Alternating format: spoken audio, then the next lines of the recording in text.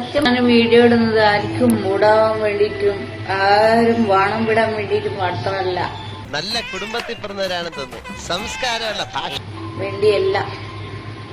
എന്റെ സമാധാനത്തിനാണ് വീഡിയോ ഇടുന്നത്.